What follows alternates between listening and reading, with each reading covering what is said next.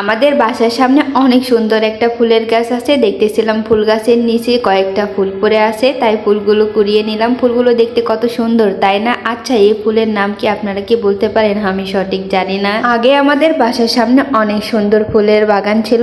আমার আম্মু নিজের হাতে ফুল গাছ কিনে নিয়ে এসে ফুল গাছ লাগাতো। আগে তো আমাদের বাসার সামনে অনেক সুন্দর সুন্দর ফুল গাছ ছিল, কিন্তু এখন সময়ের অভাবে আর যত্নের কারণে সব ফুল গাছ মরে গেছে। এই গাছটাই শুধু রয়ে গেছে। দুঃখজনক বিষয় হলো এতদিনে আমি এই ফুল গাছের নামই জানি না। আপনারা যদি কেউ জেনে থাকেন অবশ্যই আমাকে জানাবেন এই ফুলের নামটা। ফুল গাছের ভিডিও করতে করতে দেখি যে আমাদের আম গাছে অনেকগুলো আম পেকে আছে, এই জন্য দৌড়ে গেলাম ছাদে আমার মেয়েটাকে নিয়ে যে আম পারবো। গাছ পাকা আম কিন্তু খেতে অনেক মজা। এই তো মেয়েটাকে নিয়ে আমি ছাদে আসলাম। আমার মেয়ে ছাদে আসার পরে এক কোণে দাঁড়িয়ে কি জানি ভাবতেছিল, তাই ওকে একটু হাসানোর চেষ্টা করতেছিলাম। জানি না এতটুকুর মেয়ের কি এত টেনশন। আমার আল্লাহর কাছে একটাই চাওয়া, আমার মেয়ের মুখে যেন এই হাসিটা সারা জীবন থেকে যায়। আমার মেয়েকে আমি সবসময় হাসি খুশি দেখতে চাই। এই তো আমি কিন্তু আমও পেরে নিয়ে এসে গাছ থেকে আম পেরে নিয়ে এসে আমার মেয়েকে আমি প্রথমে দেখাচ্ছিলাম। আমার মেয়ে তো আম হাতে নিয়ে মহা খুশি। মাশাল্লাহ মাশাল্লাহ,